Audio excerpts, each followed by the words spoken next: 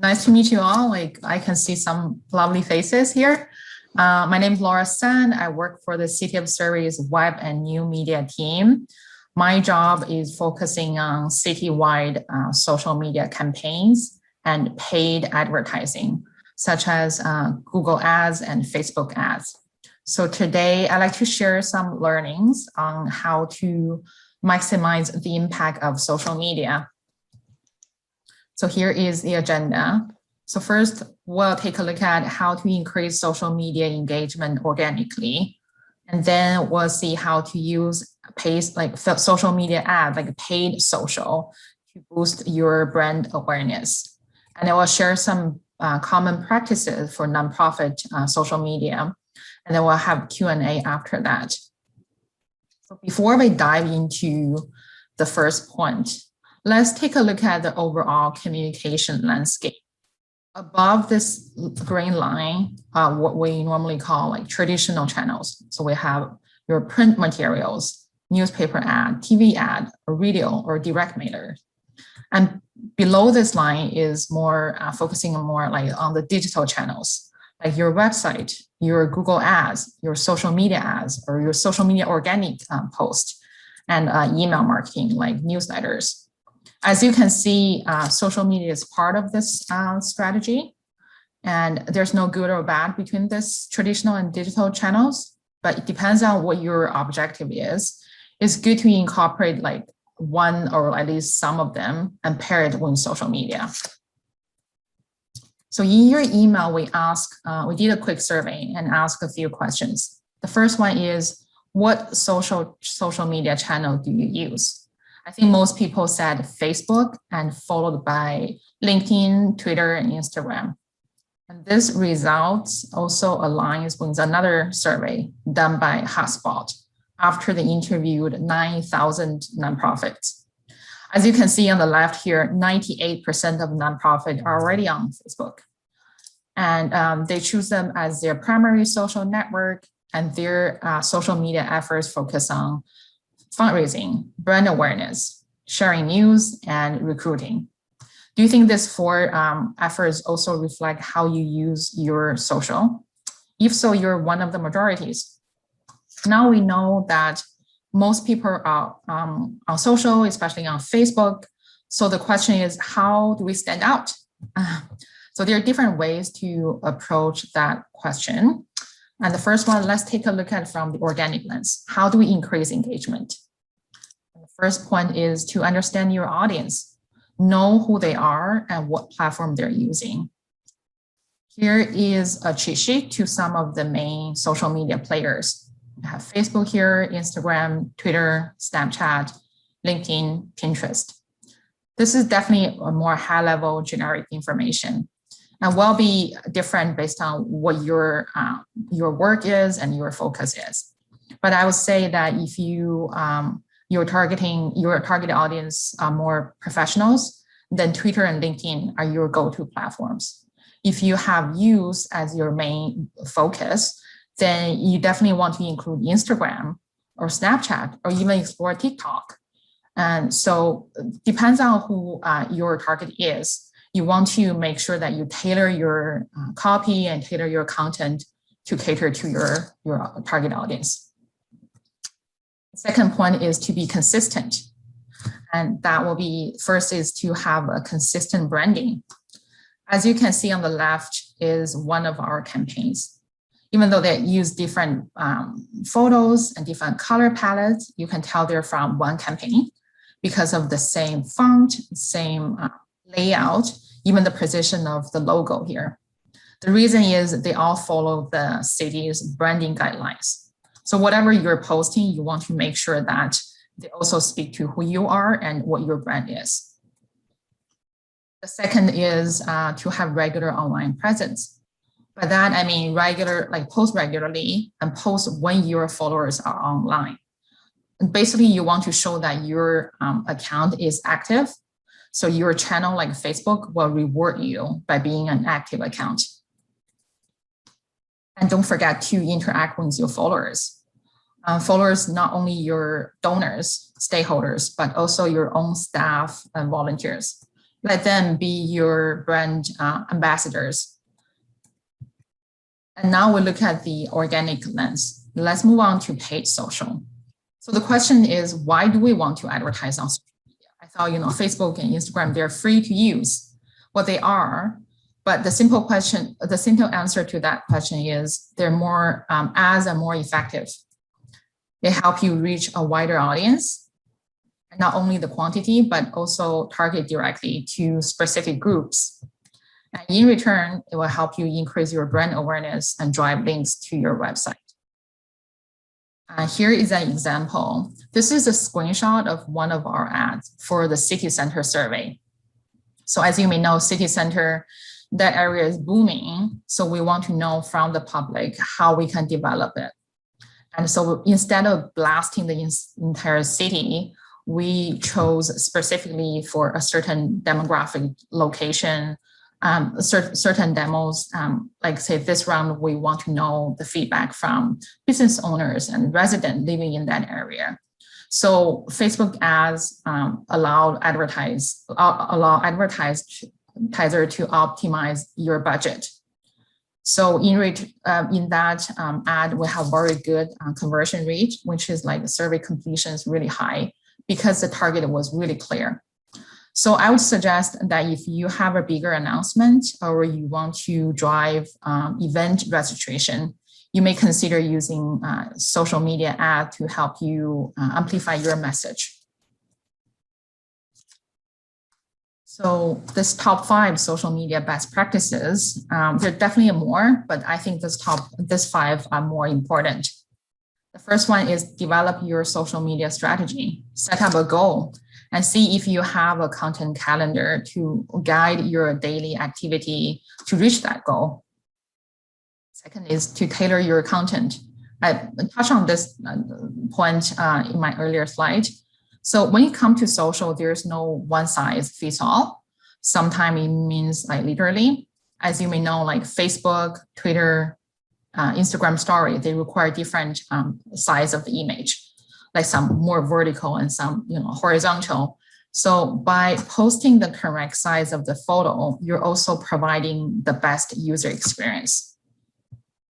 And then run experiment, try different things. If you use Facebook ads, this process is fairly easy. You can A/B testing your copy, your headlines, or your call to action. See which one works better and resonates more with your audience. And then monitor it. Social monitoring takes time. And but as an employer, it's important to acknowledge that this is part of your social media person's job. By giving the time, it also helps your brand to be proactive and more engaging with your followers. Last but not least is to promote your social media. I think most of you already include your icons into your website and also your newsletter. This is great. You may also consider adding them into your most visited pages, and that will help you attract new followers. And or you can promote it at event like this. So here are some of our City of Surrey's main social media channels. And that's all for my presentation. I should stop sharing in case you have any questions. I think I'll hand it over to Christine in case there's any questions. I think our hope was at this point to open the floor to have some discussion, to present some, if you've got questions or ideas that you'd like Laura to give some input on. So we'll turn it over to you. Mm-hmm. And maybe just to make it easier for Laura, if you can, when you present your question, if you can just let her know what organization you're from, that would be great. I have a quick question, Laura. Yeah. I'm Sandy. I'm with the Athletics for Kids. We put kids from lower income families into sports by paying registration fees for them. We're fortunate to be kind of in a charity where sports are, of course, at the focus, and we talk a lot about, you know, how the benefits of sport can be so great for kids, and what a shame it is that they're, if they don't get the chance to play sports. One of the things that we've looked at doing is using influencers like professional athletes to help us spread the messages that we want to share, both for general awareness, but also for fundraising purposes. Can you talk about the use of influencers, how you gather those, how you instruct them, how you manage them? If that's, I don't know if with the City of Surrey you do too much of that in terms of influencers, but it's something that we're sort of grappling with right now, and I'd love your perspective. For sure. That's a very good question. We do. Actually, we do that with different campaigns based on what your objective is for that. Sorry, I just got distracted with the question here.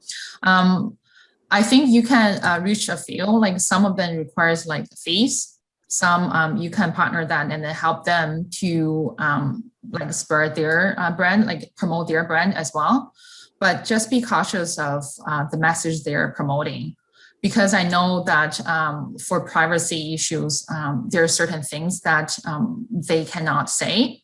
I know in Canada, we're introducing a new privacy law, like coming soon, will be registered. Right now is still it's only like not legislation yet, but we do want to be mindful when it comes to using third party like influencers, so to be part of your campaign. But I would say it's always good to be partnered with someone who's the subject matters or the authorities in the field. And then if you're using influencer, are you using that for your for a certain campaign for a period of time? Right now we have a virtual gala scheduled for May 7th. And so we do have a couple of local celebrities. Paul Haysom of Global has posted for us. Global itself has. But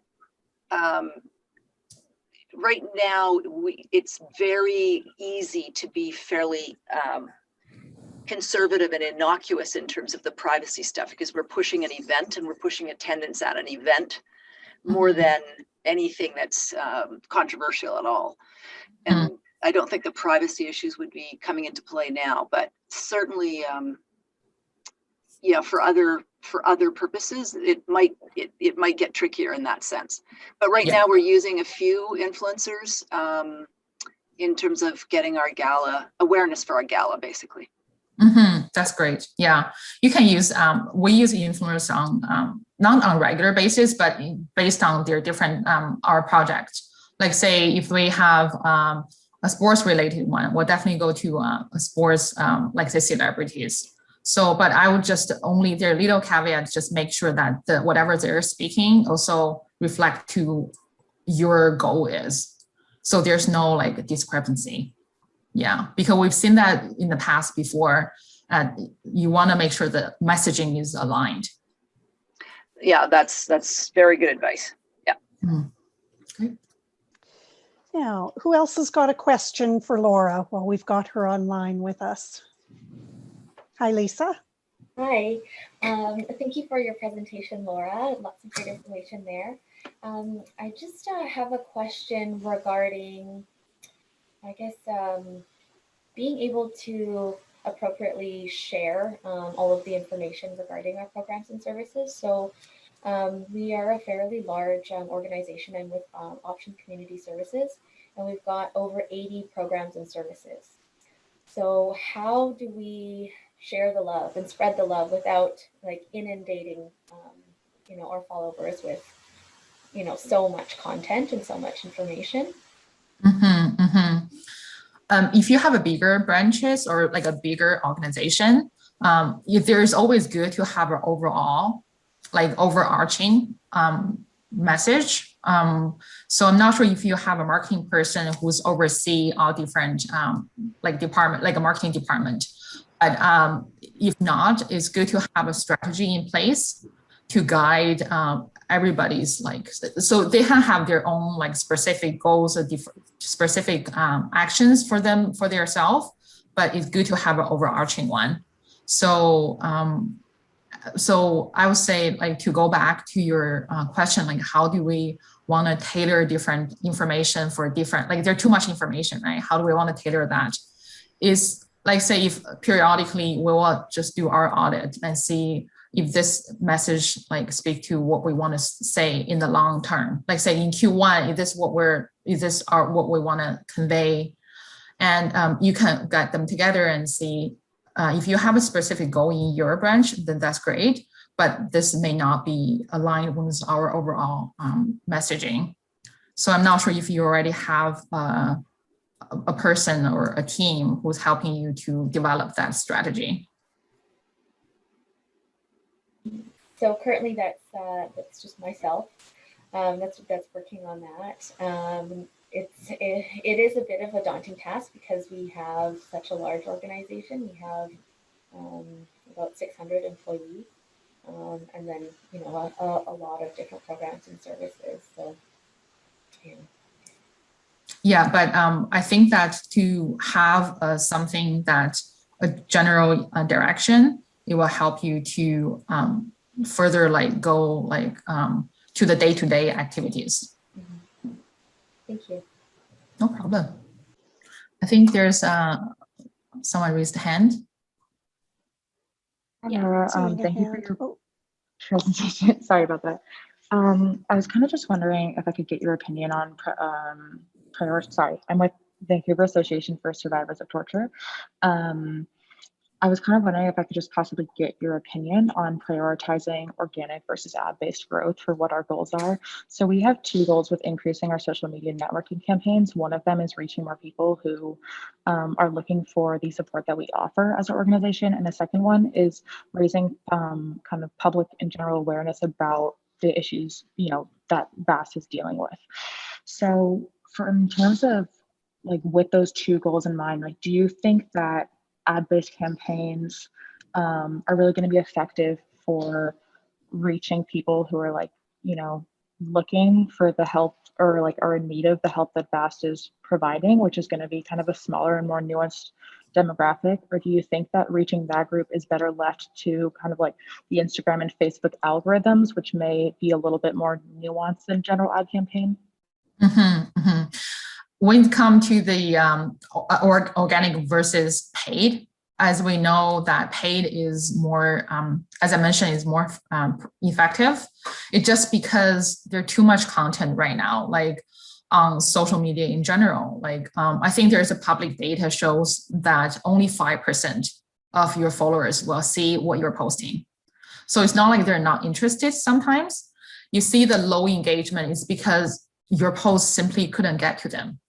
So using ads will definitely help in terms of getting to more people in terms of exposure, but it need to be like strategic, right? So we can't boost everything. Like it's not like financially like even smart.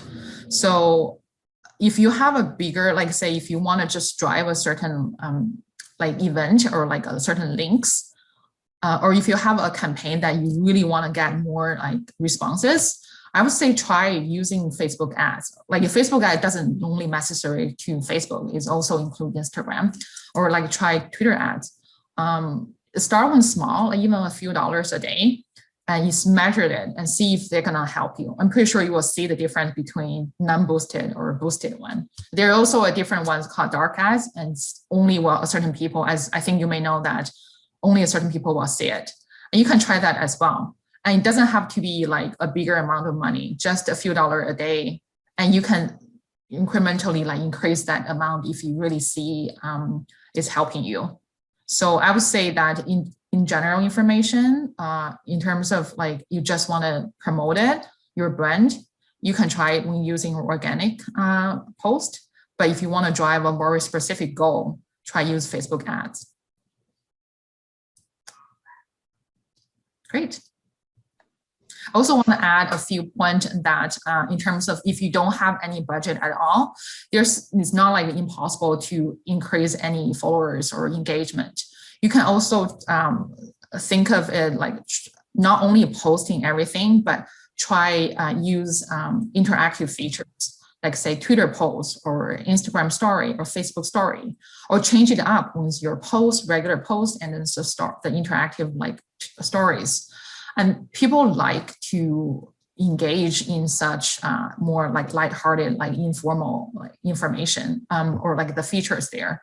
Like recently we did a few posts and we see very good conversion from that. You can also do like something like UGC, user generated content. Like decide a hashtag and use that hashtag, invite your followers to use it in their post, and regularly you can feature their post. Basically, we just want to create this like two-way communication rather than just one way of announcing the information. And that's where the real engagement happens. Awesome. Now, I'll give you a question here that was submitted. Too often, the conversation or interactive concepts of social media are used only as an announcement platform. I think you're just speaking about some of that now. How do we engage in two-way dialogue with stakeholders? And there's a second part to that. So in terms of efficiency for small organizations, as we've heard, many of these organizations only have one person doing it. So how do we keep that engagement but not have our social media person working 24/7? Yeah.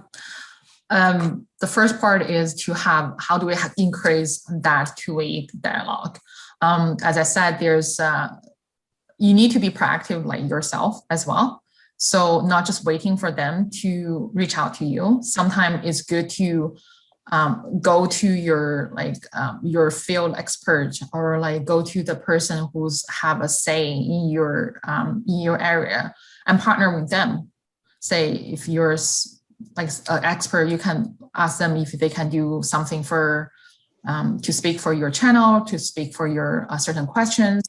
We have that as well. Like for our recycling campaign, we invite some like expert in our like department and say, this is a period of time they can answer your question, and invite the audience to ask questions.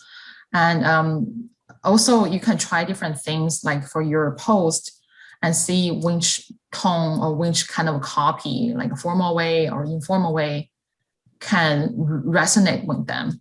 And you can compare them, like see which one works better. It all goes back to what resonates more with your audience. And in terms of the second part of the question is, how do we monitor that 24/7? We can't by one person. It's social media is always on, but people who are managing it are not. So unless you're an essential service, like say TransLink, I know TransLink, they have a team to manage after work information questions on their social.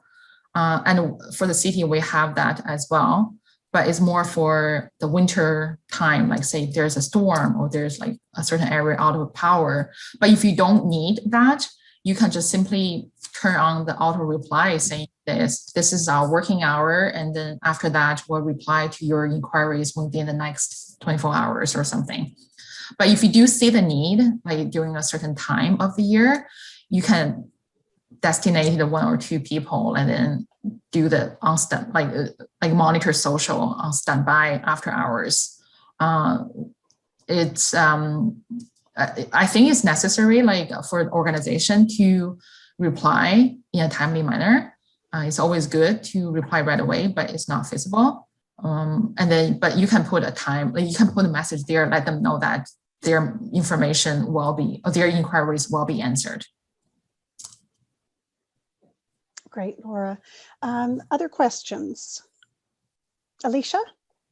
Yeah, hi. I'm with Sandy from Athletics for Kids. I'm their current communications intern right now. I just have a quick question about algorithms you were talking about earlier. I'm not too familiar, but I'm just curious, like if you're posting more than once in a day, like do posts get lost, or is that better for social media platforms? Because we usually post on multiple platforms, but I've kind of read in some places that if you post multiple times, you know, people, you're saying only 5% see it. So does that number go down? If you have any input on that, that would be awesome. Yeah, that's a great question. So in terms of frequency, it's good to have at least, like say if you're a bigger organization, at least once a day to keep yourself active, to keep your account active, and Facebook rewards that. So if they just scroll down, they will see your post, right? But you do want to make sure that your important information not be buried in all the posts. So if you want to try the pinned one, if you have a more important one, to try the pinned up there. But I would say that if once a day, I think is maybe a regular post. We do have more than one, like for each of our channels. But depends on what kind of information you want to push out, right? If you have a bigger event coming up, then definitely like try multiple or even use stories. So instead of posting everything on the feed, try use different stories. And this will be just showing up on their, like at the top bar. And people like to see that. And also for the Facebook ads, it's you can boost the important one and then let it not like the generic one just sitting there. But if you want to try that, try use dark ads. Try to not just boosting your existing one, create something new from scratch and only apply it to a certain demographic or location that you're targeting and see if that will help you. Okay, thank you. Yeah. No problem. Yeah. I'm just looking at the questions that were submitted in the chat, and I think Laura's already responded to those. I have a quick question. So just with regards to UGC, I know you had mentioned we could use we can ask people to use a hashtag. So how does that work? So when they use that hashtag, does that mean they've basically given us permission to use that photo, or do we still need to go in and ask them, hey, like, thanks for using our hashtag, would it be okay? Like, do we have your permission to post the photo? Like, how would that work? Right now, there's for us, if this is the person that been tagging us or been using the hashtag for a long time, we'll use it, and they will normally be very appreciative of that. But for a brand new, like if you just start to use a UGC, it's always good to double check with the person. But if they already use it, your hashtag, that means they want to be seen, right? So you can track the hashtag as well and see which, as you may know, like you can track it and see which one is posting multiple. So if they've been using it for a while, but okay, just for the sake of it, I think it's always good to double check it. Okay. Okay. Yeah. Okay. Yeah, I guess just send a quick message just to confirm. Yeah, but double check with them, and then you can feature them in your post and see what their response is. Okay. We haven't received anything that people say they don't like, but we always double check if they're the new, if they're like new to using our hashtags. Okay, perfect. Okay, thank you so much. No problem. And also on that note, if you tag somebody, making sure that your content is relevant to them. So I've seen people like tag everybody, but if their content is not like related to their account, it's hard to get the reshare from them. So also make sure that the content you're sharing and tagging is relevant to the person that you're tagging. Okay, thank you. Yeah. And for the UGC, it's start with something like more casual, like more like we use that for people, like say if they go to Crescent Beach, if they see something like beautiful or like a cherry blossom, they will feature that. So it's good to start with something that's easier, like easier ask. Yeah. If you use UGC, yeah. But it's a great tool. Like I definitely encourage people to try it. Okay, thank you so much. No problem. Other questions? So many great questions. Mm-hmm. And don't be shy. We've got Laura with us here, so we'd love to have those questions. Laura, there are a couple of new channels out recently that are focusing on a younger population. Have you had experience with those? Any lessons learned on the newer channels? newer channels, their social media is never short of the new apps. So right now, the very popular one, as some of you may know, that is called Clubhouse. So it's focusing on using audio to share the information.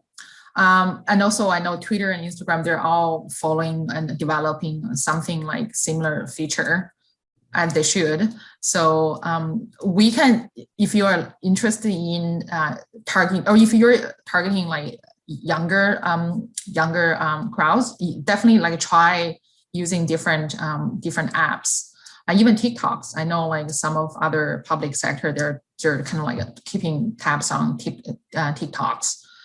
For the city, we're not using it for now because we do want to make sure we're more inclusive.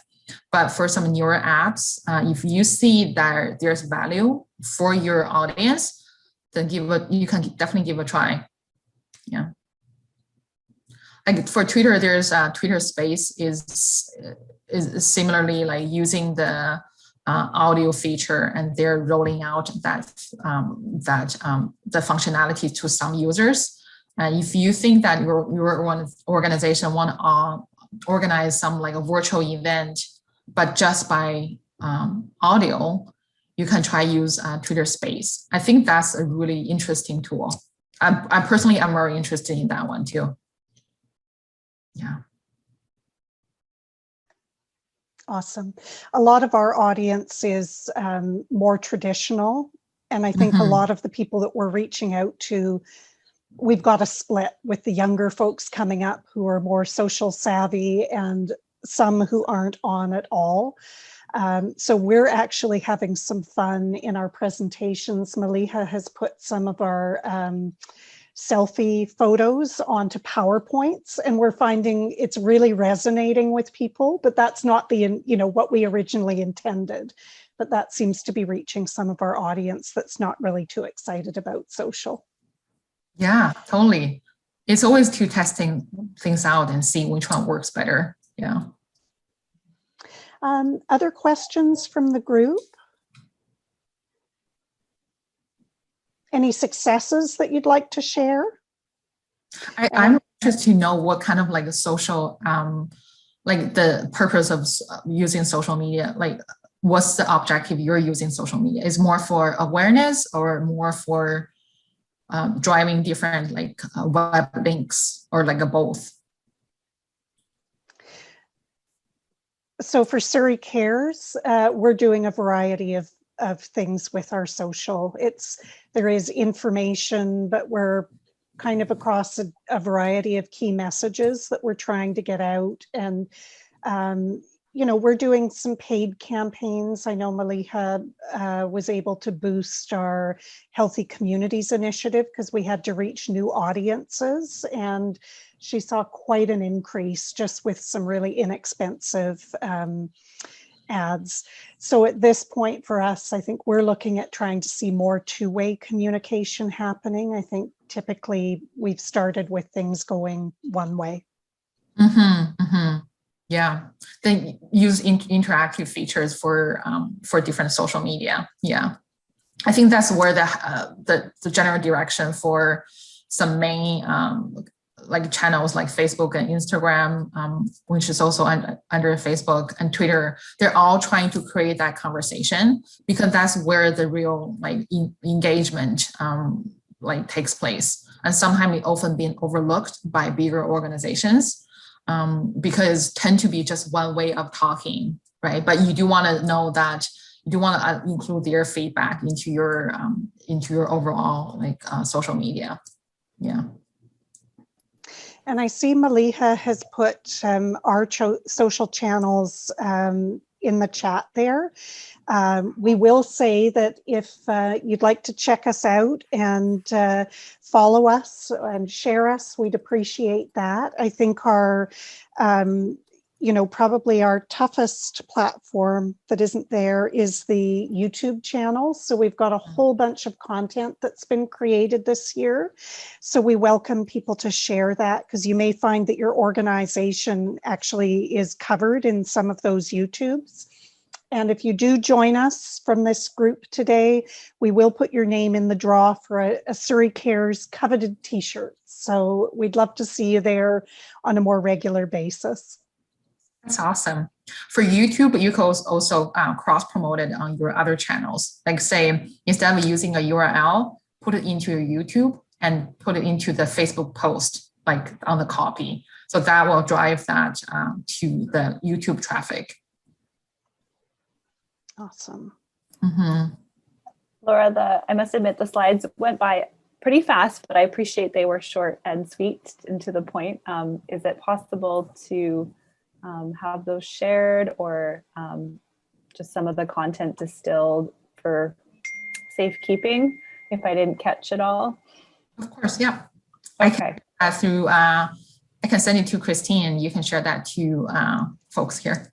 That would be amazing. Sorry, I'm trying to absorb it all. I think part of my challenge with social media personally is just staying on top of everything, like creating content and, you know, getting out what's important. But when it's not my full-time role. Yeah, so, no. That's probably not something you can help me with, but yeah, I appreciate some of the really doable ideas to just get going or feel affirmed in where we started. Mm-hmm, mm-hmm. Yeah, it can be quite overwhelming if you just started, but there's lots of information online as well. Just make sure that this it can be applicable to your organization.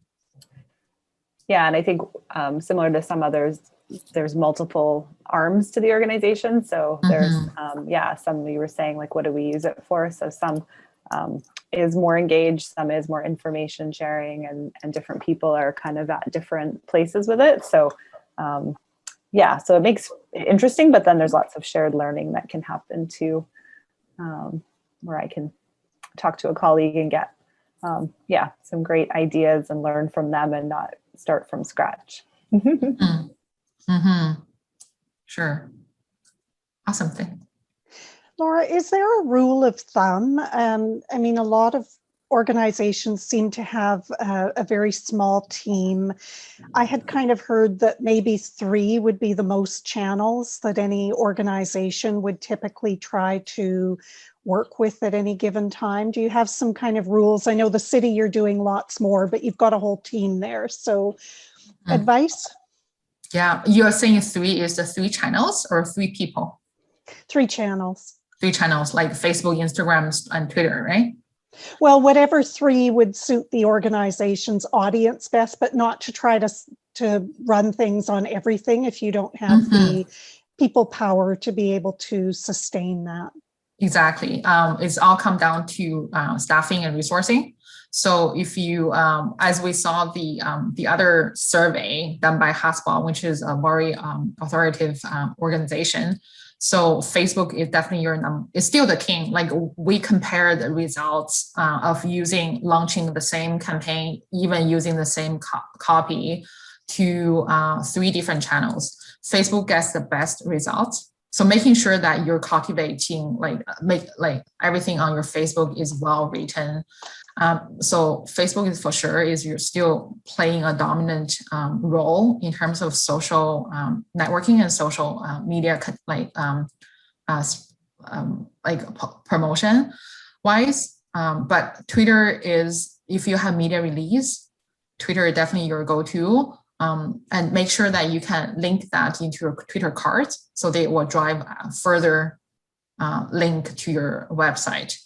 And for Instagram, because it doesn't have the embedded hyperlink, you can try it using, if you have a bigger campaign, try to add your profile and you can add a link there.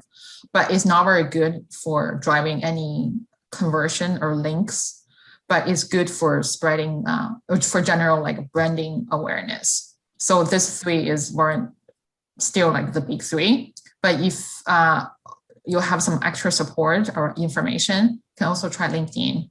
I think a LinkedIn for a nonprofit is a very proper channel. Help you to attract professionals and businesses.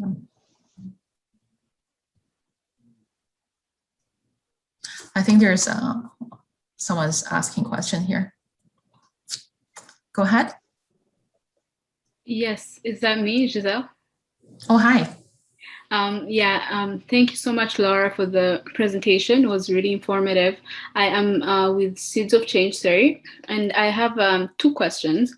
One is with regards if an organization has new pages, what would be your advice in terms of increasing followers? Would you say that investing in promoted ads at the beginning would help drive followers, or it would be better to just drive organic to increase engagement organically, and how can someone do that?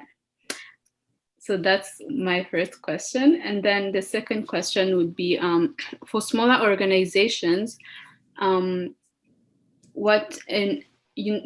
are times that you don't have things going in internally in the organization that's to promote necessarily. What would be your advice in terms of content at that time? Okay, so you have a new page, but do you have content on the page yet? Yes. Okay, great. Because if in order to boost anything, you need to have at least some information. Because if you drive people to your page and you don't have enough information or post there, it's not very, I don't think that's a good way to go. Boosting is one way to do that, but I would say try to use it, try to customize your own page content first. Do you think this already have information to be shared, some good information to be shared? So I think that's the first step to make sure that you have good content waiting to be shared and worth sharing. And then you can look into paid social that if you only want to target a certain demographic, then it's good to use paid. I think for me, I would say that if you just want to blast everybody, you can always just use organic first. But if you want to go down to more drilling down to a smaller target, then resort to paid or ads. And that's the first one I think you're asking me. The second one is how do you have resources to create content? The good start is what kind of information you have or what kind of resources you already have internally. Can you use some of your existing, say from website or from your other information? Can you use that, turn it into a post, but not like a 2-page long information, but because social media people like it because it's short and sweet, it's easier to grasp. So change it up and see if you can make it into a campaign. By campaign, I mean it's related, multiple different posts, but related, and you can post it into different platforms that you already have. Okay, thank you. No problem. Hope that helps. It's creating content is not the easiest, but you can start it from just looking at what kind of information or what kind of resources you already have.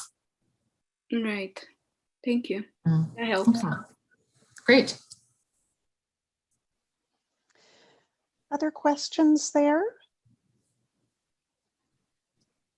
And while we're waiting, Laura, you did mention that we can find more information on the web about how to use social effectively. Do you have a favorite resource or page that you find helpful? Hotspot that I just mentioned in the, I can tab it here. They have lots of good information on that website, and you can check it out. And if you just Google how to find information for social media, there's tons of information. There are tons of copy posts. But start with a content calendar. So that will help you to organize your thought and your structure, and also see how many posts you want to do and you want to space it out. So start from that maybe is a good step. And you can Google content calendar from online. So just while we're inviting other questions and everyone's organizing their thoughts, I guess since we have Laura here, is there anyone that wanted to share a page or a site, something that you're working on that you wanted to be your chance to kind of showcase what you're doing and get some feedback live? So we can offer that as well. That'll be great to see what people are working on. And we can always learn from each other. Mm-hmm. Always good to have fresh eyes. Yeah. Also want to add that if you have, like, because I work with our business department, like the business units on daily basis, sometimes the information they provide you is great, but they may not be, we call it like a social friendly, because the information tend to be very, very long and very, focused on educational purpose or informative purpose. So you do want to change it to the tone that may speak to your audience. If they're a younger audience, or you're facing like the city of Surrey, so you want to use more plain language and just tone it down a little bit. So this is definitely one of the things I've seen from my work with the city. So use more like a plain language to and if the post is too long, cut it to 2. Nobody really like to read like 100 words post, and make it more fun to gain that traction. Yeah. Anyone feeling brave want to share a sample or ask another question?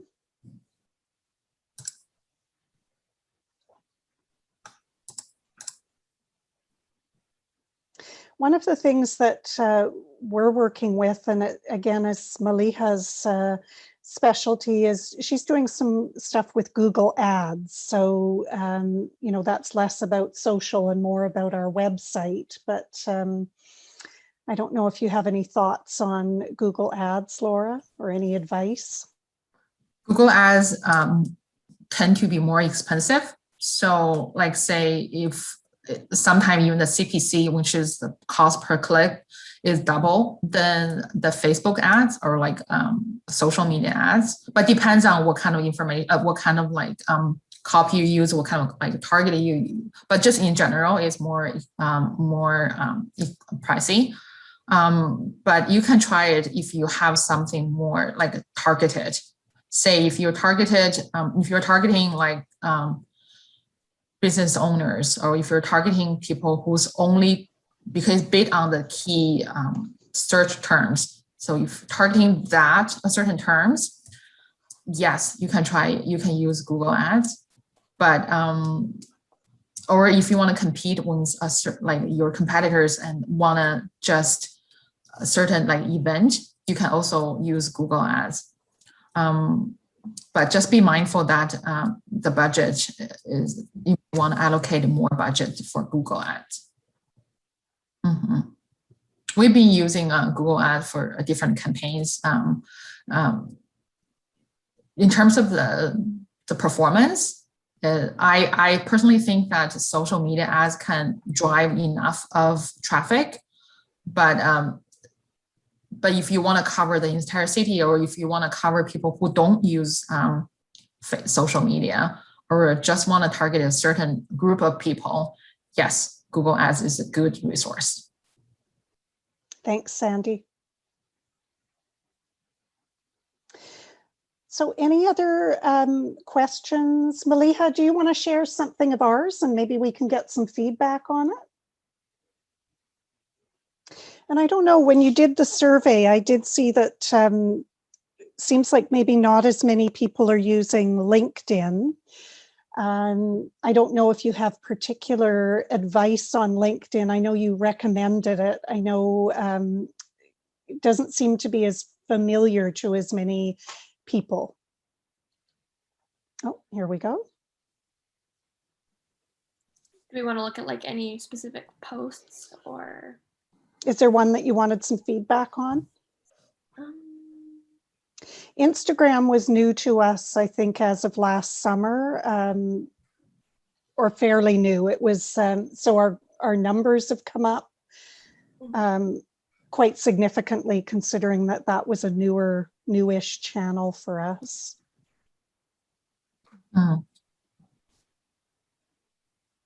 I see that you mix the graphic, so like those stock photos, right? So mix some stock photos, the real photos, which is fine. Is there's no problem of doing that, but you may want to make sure that like say like if you scroll down, like if like just say 3 of here, because they have like some videos or like or IGTV, some are just post. I personally think there's no like one way or another. I personally think it's good to have the similar layout. If it's vertical, like square, you may want to just use square, but if like the photos, but if you want to use a different ones, it looks like slightly uneven. But Yeah, that's my opinion. We used to have it as squares, and then the person who was kind of doing this social media by themselves, they kind of switched it to horizontal vertical, but we were doing a scroll down enough. We kind of had it like this. So, yeah. If this the color border is one of your branding, like branding. Yeah, it's using our logo colors. Yeah. I think I saw this, but then later on you don't have this border anymore. So I was wondering like why. So like the newer stuff or the older? So right now all the there's one there. Graphic here, you have border here, right? But if you the more recent ones, they don't have it. Is it because you don't like to use it anymore? So if you look, it's easier to see on the phone, but because it's vertical, horizontal, vertical, there's not really as much of a gap on the phone, but it's just kind of the pattern that was laid out. And that's when I kind of started doing social media, it was already in this pattern. Let me see if I can. I think I meant the border, the color border. Yeah. Yeah. Yeah. Sorry, what did you mean by that? So in your previous like photos, right? They have all colored the border, like a pink. Later on, you don't have it anymore. Is it because like you change your creative direction? Yeah. So the creative kind of idea was to have the white kind of edges on when a photo is vertical and horizontal. It's kind of easier to see on the phone versus the desktop, but that was the kind of design that was switched. Okay. No, it looks good. I like that you shows like different aspects of your work, and there's and you can tell kind of like what you're trying to convey from the photo itself. I think that's the best way to use a photo or image, is you can tell what's the story at a glance. So like that. And then we do have some IGTVs that we kind of started posting. So I like the cover that you choose. That's nice. Yeah. Some cover of the IGTV is like a blurry one. Yeah. I try to post it. You can choose. Yeah, looks really good. Yeah, I like it. Yeah, and we basically kind of, because like you mentioned on Instagram, you can't put links. So when we share videos, these are also on our YouTube, which we share our YouTube, the videos through Facebook and Twitter, but you can't do that on Instagram. So the IGTV feature is really useful if you want to share those videos. Exactly. Yeah. And I like that you also put your in your profile, like you scroll down up, like you have this very nice short link here. Can change if you have a URL that's really long. You can use the thing called like a vanity URL from your web team. They can change it. Okay. Change it to something like looks more professional. So that's another like suggestion I would give. I've seen some organizations, they have very long URL. which is fine because that's the native one, but you can change it to convert it into the vanity URL that you can name it and customize the name. Okay. Looks good. I think Alicia has her hand up. Yeah, sorry, it's a question that's unrelated to your awesome Instagram. It was about LinkedIn. Is it okay if I ask a question about that quick? Yeah, sure. I can stop sharing. Okay, thank you. So you mentioned LinkedIn earlier. We've been kind of using it a little bit, but we're trying to get an understanding of how social media it can get, because it seems more like a networking profile, a platform for businesses, organizations, working professionals. So we're kind of like, do we do the hashtags? Like how social media can it get? Does that make sense? Yep. I hope that makes sense, because we don't want it to be like super like too many posts and unrelated to what our followers, are wanting to see on LinkedIn. So yeah, if you have any input, that'd be great. A great question. I consider LinkedIn as one of the social media families, because you can share the information. They can share it, they can tweet it. As long as there's engagement, I think that's a social media. But the feature of social media for LinkedIn, I think, is overlooked, because you can use hashtag and you can post things and you can tag other people as well. But the thing is, how do you phrase it as a post? Or how do you position it as a social media post? So the good thing is you don't have to boost anything. You don't have to pay for it. But this is more like a very specific targeted marketing in there that people who's more professional or looking for jobs will be looking at your post. So I suggest use hashtags, and also invite your other your friends or your other partner brand to follow you guys, and also share your information. You can also promote your LinkedIn into your other channel like Facebook or Twitter. I would say Twitter may be more appropriate. So you post something and then on Twitter, and you can just link it to, if you're looking for more information, or if you're looking for joining us in our team, this is our post, but the post is not from your Twitter post, it's from your LinkedIn post. Does that make sense? So you link it into your post, like 2 different channels. So this is way you can help to attract new followers from each other. Okay, yeah. I was just making sure that it didn't have to be necessarily, a resource for recruitment, etc. It could be also, just promoting our organization on another platform. Okay. Yeah. Thank you so much. No problem.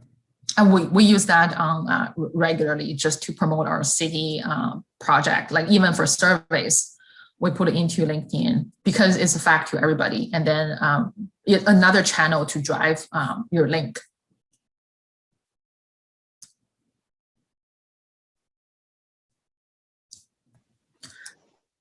While you're here, I'll just share my PowerPoint into this channel so you guys can have it here. So you can just download it from the chat.